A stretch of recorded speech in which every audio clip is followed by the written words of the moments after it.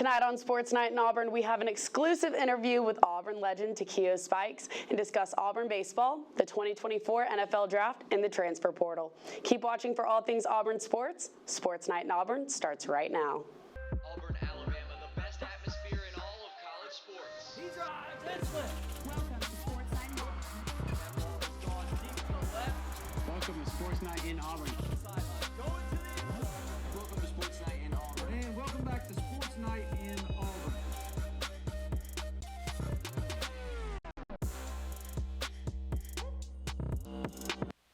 To the last Sports Night in Auburn of the semester. I'm Jack Corbett. And I'm Justin Stuckey. Jack, we had our run-in before, but we got to get together for the last episode. We got our get back. Yeah, we're getting our get back, man, and we got the Avengers squad. All the anchors are going to be on tonight. All four. 4 for 4 Wendy's special is what's going on here. Wendy's, give us a sponsorship. Yeah, Wendy's and Twizzlers. Yeah, but before we talk about fast food, let's talk about some softball. Kick things off with Auburn softball. It was a big weekend for the Lady Tigers as they traveled to Baton Rouge last weekend to take on number 6 LSU. The Auburn Tigers came out swinging, grabbing the first win on Friday 3-2. LSU then evened the series with a 2-0 win Saturday, setting up a rubber game for Sunday. But Auburn responded well with a 3-1 win on Sunday to close out the series with the win. This is the Orange and Blue's first SEC series win of the season. Shelby Lowe was on the mound for Auburn, pitching her first 7-inning game since returning from surgery, helping the Tigers complete their comeback. Lowe allowed just 3 hits and a walk with 5 strikeouts as well. Auburn will take on UAB tomorrow for their midweek finale, and then will be back home this weekend hosting a 3-game series against Kentucky, with Saturday's game set to honor senior Shelby Lowe. Swinging on over to baseball, it was a rough weekend for the Tigers, who played a 3-game series at home versus Kentucky. The Wildcats came in ranked 8th in the nation, and although Auburn kept it close most of the weekend, they couldn't get the job done. On Friday, the Tigers were down by only 1 run going into the 9th inning, yet a double play from the Wildcats quickly put Auburn to rest, and Kentucky escaped with a 6-5 win. On Saturday, UK dominated Auburn, leading 6-0 after 4 innings and ending the game with another victory 9-1. The Auburn faithful thought Sunday was their day for the Tigers to finally pull off the upset, as after the first 4 innings, Auburn led 7-0. However, in the next 2 innings, the Wildcats could not be stopped, scoring 3 runs in the 5th and 6 runs in the 6th to take a 9-7 lead. From there, it was all blue, and Kentucky took the victory 13-8 and completed the series sweep on Auburn. Looking to end their 6-game losing streak, the Tigers are currently hosting Georgia Tech for a midweek matchup and will travel to Starkville on Friday for a 3-game series against the Mississippi State Bulldogs. All right, guys, so it looks like Auburn has had a little bit of a hard time getting these baseball wins. What do you guys think is going wrong? I think it comes down to us trying out too many pitchers every single game. Every single game we've played so far, especially at home, we're trying 3 to 4 pitchers, trying to find that guy for us. But if these guys can't get in rhythm and have a full game under their belts where the coaching staff has faith in them and they can pitch a whole game, it's just going to stay the same. So I want us every game to put out 1 or 2 pitchers, and that's it. And just let them play a couple games and so they can really get a feel for it. I think the feel is a big thing. You talk about the defensive side of the ball. I look at the offensive side. We've had a lot of strikeouts, and it doesn't seem like any of the players are really in sync. I think it takes the time, especially when you're in a slump. You're not seeing the ball in. So I think once those guys get things going, they'll be in good standings. But the name of the game is get hits on the ball and bring the runners in. So once they get in the sync, I think they'll be fine. All right, well, let's see what we can do in Starkville. Justin, do you have some MLB updates for us? Yes, we do. We do. So, guys, with our MLB updates coming up, we're going to stick with baseball. And looking at the professional side, former Auburn Tiger and second baseman for the Minnesota Twins, Eddie Joleigh, already has 4 home runs on the season. Joleigh even had 2 homers in 1 game in the Twins' 3-2 victory over the Dodgers. He is tied for 13th in the league in home runs and is currently in action against the Baltimore Orioles right now. The NBA regular season has officially come to an end with the playoffs beginning tonight, and 2 former Auburn Tigers are not only in the postseason, but they are even playing each other. Isaac Okoro and the Cleveland Cavaliers are the 4 seed and are scheduled to take on Chuma Okeke and the 5 seed Orlando Magic with the first game on Saturday. Okoro is a starter for the Cavs, averaging 9.4 points per game, while Okeke is averaging 2.3 points per game as a player coming off the bench for Orlando. In addition, while the Charlotte Hornets are not in the playoffs, JT Thor showed out in the last game of the regular season. Thor recorded a career-high 20 points, going 8 for 11 from the field, and almost had a double-double with 9 rebounds as well. Rounding out our updates of Auburn in the pros, former Auburn football player C.J. Uzomah is a Philadelphia Eagle. After being released by the New York Jets last month, Uzomah was a free agent before getting picked up by the Eagles. He signed a one-year deal worth $1.4 million, with this season being Uzomah's 10th in the NFL after spending his first 7 seasons with the Bengals and the last 2 with the Jets. Another free agent Tiger entering his 10th season that signed with the team was veteran defensive lineman Angelo Blackson. Blackson signed with the Denver Broncos just yesterday. Also on a one-year deal, this will be his 7th team over the last 5 seasons, after having played for Tennessee, Houston, Arizona, Chicago, and most recently, Jacksonville.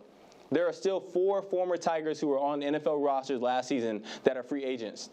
This includes former Green Bay Packers safety Rudy Ford, Chiefs offensive tackle Prince Tega Winago, Jets defensive end Carl Lawson, and Titans defensive tackle Marlon Davidson.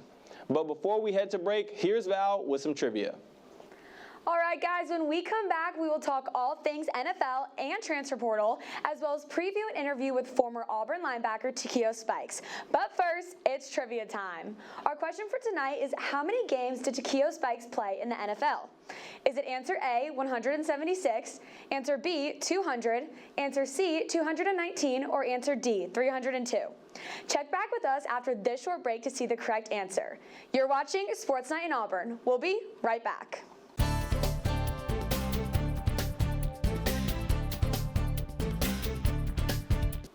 Welcome back to Sports Night in Auburn. I'm Valerie Heffernan. If you guessed answer choice C, 219, then you are correct. Former SEC championship game MVP and Auburn football linebacker Takeo Spikes played 219 games in the NFL. He is one of only 7 linebackers to reach more than 200 career starts and is the NFL player who has played the most games without ever reaching the playoffs. Spikes played 15 seasons in the league where he was team captain for 13 of those seasons, made Pro Bowl twice, and was named All-Pro once. Now, with an exclusive interview with her father, here's reporter Jakai Spikes and Takeo Spikes. In the War Eagle Plus interview that's coming out, you say how you're an Auburn man. Yeah. What about Auburn instilled in you the qualities of how to be a man? I don't think it's so much Auburn. You know, the qualities of a man, of what's inside of me, my ethos, what I live by daily, that was installed in me from my parents, my father, you know, the business side from my mama. I still hear my mama in my head today, boy, get some business about yourself. Don't be late. You know, things of that nature. So, like, they really put the qualities in me. But when you are an Auburn man / Auburn woman, those are the qualities that true Auburn people have. I can be all the way in California, which I was a few weeks ago. Somebody looked at me and said, War Eagle. War Eagle. Another person over here who went to USC, Southern California, he was like, what does that mean? Don't worry about it, buddy, because you should have went to Auburn if you really wanted to know. It means a lot of love. And that's what I talk about, meaning being an Auburn man or an Auburn woman. Make sure to head to Eagle Eye's YouTube for the entire interview. But speaking of the NFL, the 2024 NFL Draft is less than 2 weeks away, with selection starting on Thursday, April 25th in Detroit. Eagle Eye's Micah Farmer has a full mock draft of where he sees each former Auburn Tiger getting drafted. Let's take a look. Thanks, guys, and welcome back to weekly draft evals, where this week we have something a bit different. Since we got this is the last show before the NFL Draft in a couple weeks, I'm going to give you my mock for the Auburn players we've talked about so far, and we're going to start off with DJ James, who I have going to the Ravens in round 2 at pick 30. They don't have a lot of depth at corner. It's Marlon Humphrey and then really no one else. You're looking at Trayvon Mullen and Jalen Armour-Davis, who neither of which are guys you really want to rely on. So because of that, I think he's going to fit that scheme really well. Then for Nehemiah Pritchett, I think he's going to end up at the Arizona Cardinals at round 3, pick 7. They currently have Sean Murphy-Bunting, who they signed in for agency, then Keytrell Clark. So again, not much out there on the boundary, and think Pritchett will slide in and be an impact player right away. Then next for Jalen Simpson, I have him going to the Seattle Seahawks in round 4, pick 2. Currently rostered, they have Julian Love, Rayshon Jenkins, Kobe Bryant. They lost both their starting safeties in Jamal Adams and Quandre Diggs. This is a team that really needs a safety, and I think Simpson's going to slide in and really fit that to a T for the Mike McDonald scheme as well. I think he fits that especially well. Then as far as Marcus Harris, I have him going to the Atlanta Falcons in round 5 at pick 8. They need more up the middle. It's Grady Jarrett and not a ton else. They have Taquan Graham, Zach Harrison, but Jarrett's getting up there in age as well, so I think Harris can provide an injection of youth into an interior that really doesn't have one. And like we talked about in the segment for him, he really is versatile, so that'll benefit Atlanta as well.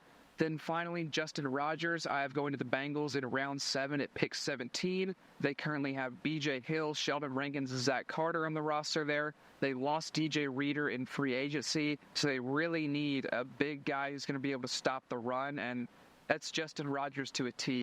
Now, it's kind of, it's not an exact science mocking these guys further down the board as much as it is the first round, so these might even be rounds off, because if a team likes the guy especially, they'll move up and take him there. So this is my best guess as to where these guys go, but if you want more analysis on why I think these players will go in these spots, plus an entire first-round mock draft for me, that'll be on the Eagle Eye YouTube. So check that out, but that, again, is it for these 5 and it for the segment entirely. So back to you guys. Jack, Justin, joining you guys at the desk now. I'm here to figure out what your all's thoughts are on Micah's draft analysis as well as Auburn's 2024 draft class. What do you guys see happening in the next 2 weeks at the draft? Well, I really like his prediction of the DJ James fit in Baltimore. Obviously, they have a dynamic offense, Lamar Jackson, plenty of receivers, but defense was their downfall in the playoffs. So I like DJ James going there. We know he's an elite defender, besides the Iron Bowl, for that one play that we don't talk about here. We'll talk about it, man. Sorry. Bounce back. Yeah, but that's what I think. I really like DJ James to the Ravens. I think that his game is definitely going to translate well over to the pros. He was solid for Auburn throughout his tenure here, and I think it's going to transfer over well. But I think an eye to keep on is my boy Jalen Simpson, man. I think he's going to translate well. Defensive backs was our bright spot for Auburn last year, so all these guys that are in this mock draft are going to be able to put up a significant impact in the league, I feel. Totally. Well, speaking of drafts, we had the WNBA draft last night. Justin, got any updates for us? Yeah, like you said, we had the draft last night in New York, and with more media attention on it than ever before, Iowa's Caitlin Clark went first overall to the Indiana Fever, with Cameron Brink from Stanford selected second overall, headed to the Los Angeles Sparks, and the SEC was well represented in the top 3 drafted were from the SEC. South Carolina's Camila Cardozo went third. Tennessee volunteer Rakia Jackson was picked fourth, and the Bayou Barbie herself, Angel Reese, was selected 7th overall.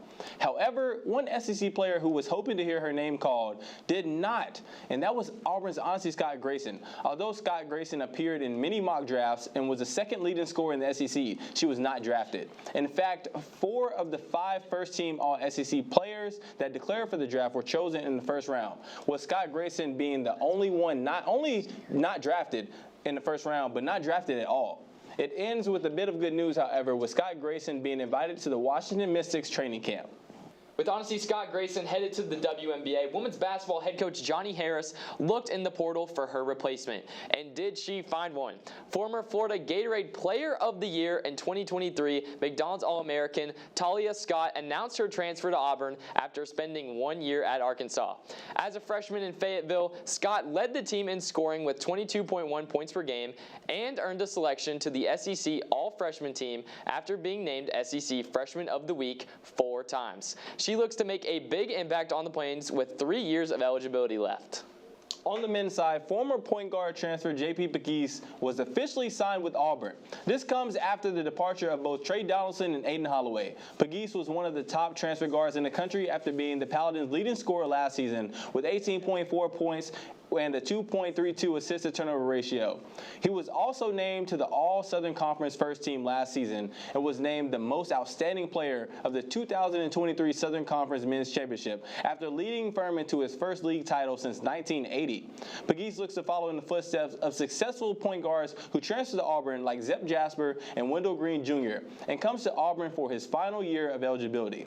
Not only is the basketball transfer portal live, but the second football transfer portal window open today. The Tigers already have one name in the portal. Redshirt freshman edge rusher Brenton Williams is Auburn's first departure. The Opelika native spent one season on the Plains, appearing in only 2 games with 0 stats. Williams was a former 3-star recruit and looks to bring his talents elsewhere with 4 years of eligibility remaining. All right, guys, like we said, the football transfer portal has opened today. What do you think are the most crucial positions that Auburn needs to pick up in this portal to have a successful fall season?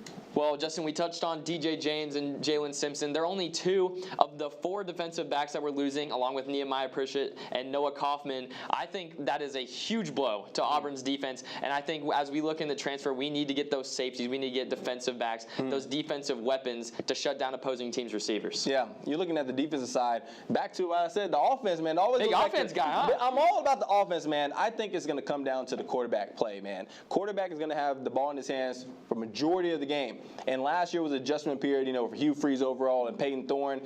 Peyton Thorne's going to have to step up, point blank period. He's the guy, they put the ball in his hands, he's going to have to step up, or we're going to have to look in this portal window right now and get us a new guy leading the way because we haven't had consistent quarterback play since the Nick Marshall and Cam Newton days. Who's going to be the next one to get a statue? That's all I want to know. Well, hopefully we can pick up some successful transfers in this portal and have a good and strong fall season. Yep. So we're going to move on. This Thursday, 3-seed Auburn Equestrian begins play at the 2024 NCEA Championship at the World Equestrian Center against 6-seed Oklahoma State. But before that starts, the SEC announced their end of the season honors. The Lady Tigers earned 4 SEC Rider of the Year awards with 9 members in total honored. Senior Isabella Tesmer was named SEC Reigning Rider of the Year. Junior Sophie Steckbeck was honored as SEC Fences Rider of the Year. And freshman Alexis Potts and Avery Glenn earned Freshman Rider of the Year in horsemanship and flat. Ava Stearns, Ellie Faringo, and Caroline Friedenberg were named to all SEC teams, with freshman Sydney Swallow placed on the all-freshman team. Head coach Jessica Braswell also earned recognition as SEC Co-Coach of the Year after leading Auburn to his 6th consecutive conference championship in her first year at the helm. Finally, sophomore Alexis Seaton was named to the SEC Community Service Team on Monday. This comes after Seaton's hard work over the past 2 years serving organizations such as Storybook Farms and Project Uplift. The number 9 men's and number 60 women's track and field teams were split this past weekend, with some at the Brian Clay Invitational in California and others at the Tom Jones Invitational in Florida. Highlighting the weekend on the men's side was the 4x100 relay team that took home gold in Gainesville, consisting of Favor Ashe, Dario Matau, Azim Fahmy, and Canyon Sola Ajay. The group clocked in the nation's fastest time of 38.64. Other highlights from Florida include a gold medal performance from freshman Deborah Oke in the 400-meter, graduate Amy Warren's second first-place finish on the season for triple jump, a third-place finish from senior Ashanti Harvey in the 100-meter hurdles, and sophomore Keyshawn Stracan getting 3rd in the javelin throw, marking him at number 3 in the SEC and number 7 in the nation. Over in California, senior Ryan Canan was the star as he placed first in his heat for the 5,000-meter invite, putting him 5th on Auburn's top performers list. Upcoming, they will host the Tiger Track Classic this Saturday in Auburn. Unfortunately, we have a bit of sad news to announce. Former Auburn All-American offensive lineman Victor Riley has passed away at the age of 49. Riley was a 4-year letterman who received all SEC first-team honors his junior and senior seasons. Playing both guard and tackle, he started 34 of the 42 games he played for Auburn. He played 8 seasons in the NFL after being selected 27th overall by the Kansas City Chiefs in the 1998 draft. Our thoughts and prayers are with the family of the Riley family during this difficult time. He will forever be an Auburn Tiger. Coming up on Sports Night in Auburn, we have the end of regular season for men and women's tennis, as well as updates on men and women's golf. But you know what time it is? It's trivia time. What year was Eagle Eye founded? A, 1980, B, 1992, C, 1998, or D, 2002? Let us know on our social media platforms what you think the right answer is. We're going to catch you guys right back after this short break.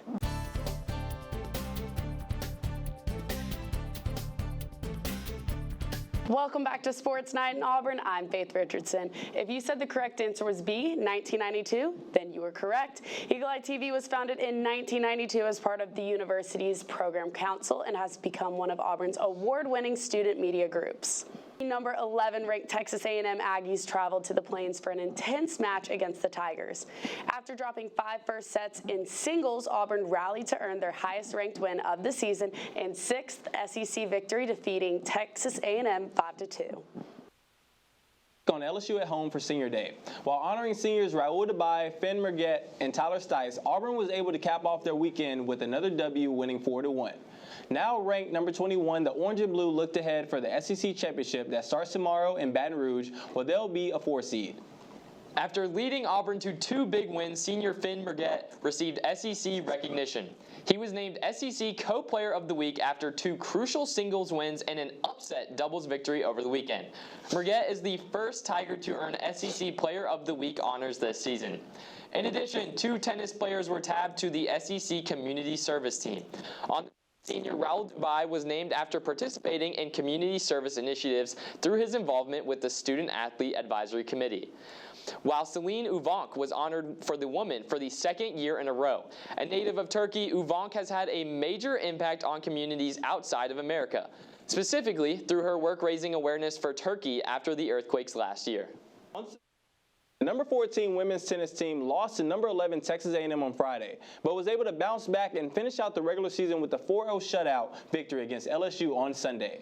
Next, they will also start competing in the SEC Championships, where they will be the number 5 seed and will challenge the winner of number 12 seed Kentucky and 13 seed Mississippi State on Thursday in Athens, Georgia.